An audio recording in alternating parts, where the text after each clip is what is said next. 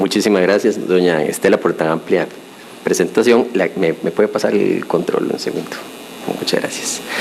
Antes de iniciar, creo que es importante que ustedes sepan que nosotros somos una firma que tiene una práctica profesional dedicada a los temas de insolvencia.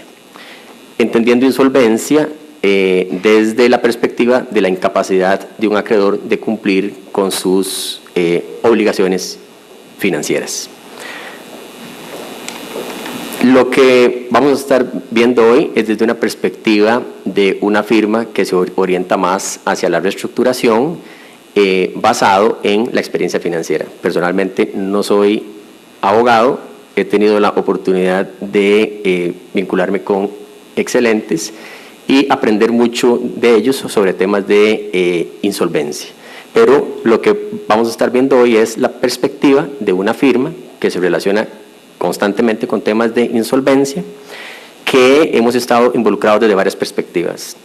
En varios casos somos contratados por entidades bancarias que nos contratan para apoyarles en procesos de reorganización, reestructuración o un cierre ordenado de una empresa.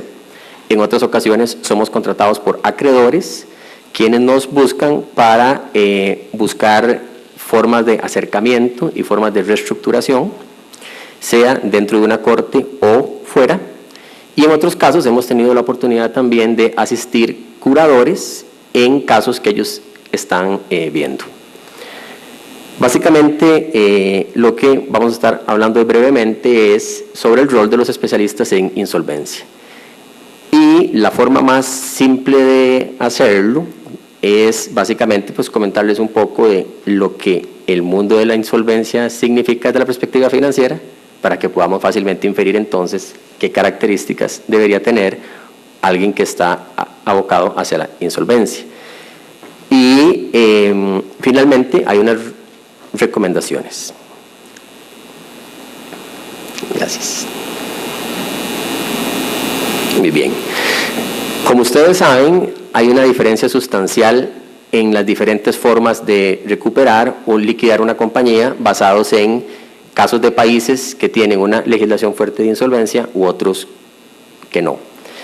Y como es de esperar, los países que tienen una legislación fuerte en insolvencia tienden más hacia la reestructuración y la recuperación de sus empresas, y los casos de quiebra son menores que en aquellos países que no hay una legislación fuerte sobre insolvencia. El otro tema importante es que, pues como todos sabemos, hay dos formas de entender la quiebra.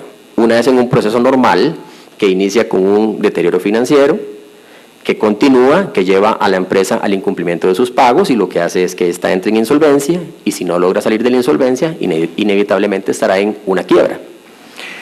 Ustedes como abogados, especialistas en este tema, en algún momento podrán haber casos que son opuestos a este, que también existen, que son casos atípicos, donde se enfrentan a la quiebra de una compañía que probablemente está apenas en inicios de la insolvencia o que no ha estado en una insolvencia plena y que su deterioro financiero fue mínimo. Lo que sucede es que esos segundos casos generalmente tienden a ser fraudulentos, ¿verdad? Cuando nos enfrentamos a la insolvencia en forma normal, se pasa por un deterioro financiero inicialmente.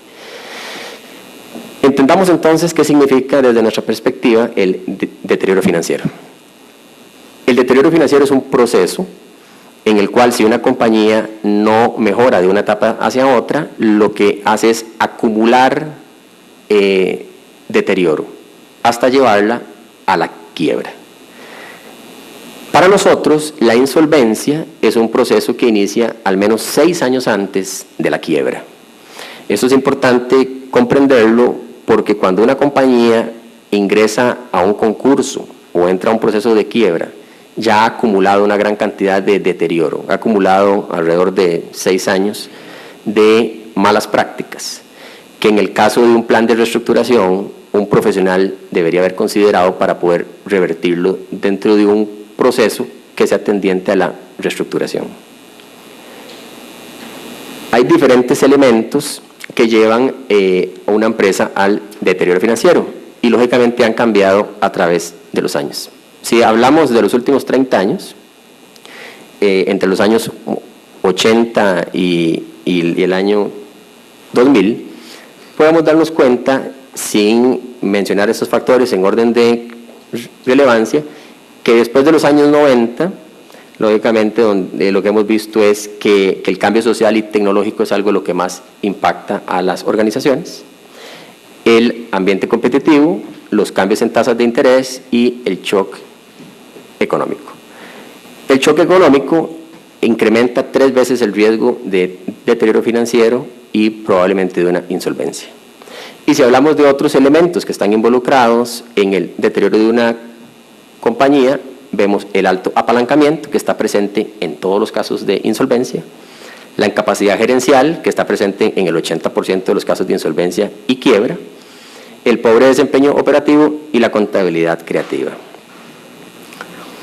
El deterioro de una compañía, como les mencionaba, se puede prever desde cerca de 6 años antes y tiene diferentes fases. Inicia con un deterioro inicial que tiende a estar vinculado con errores de índole estratégico y todavía no muestra evidencias a nivel de información financiera.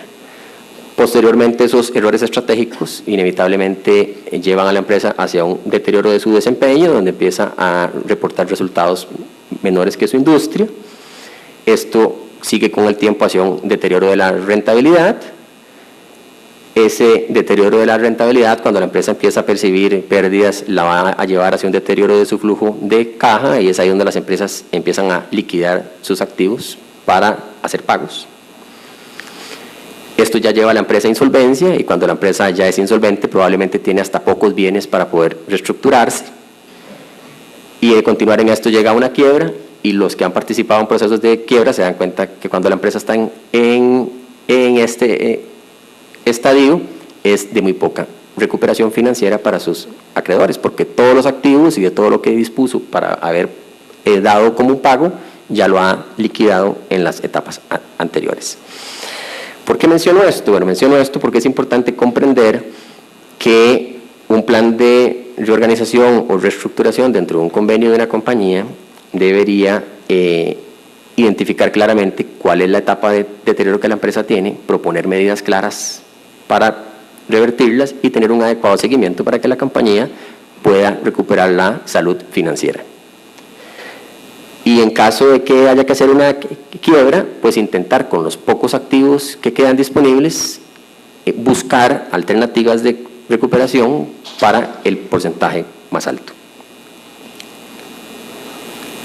El tema del fraude en los estados financieros también es importante.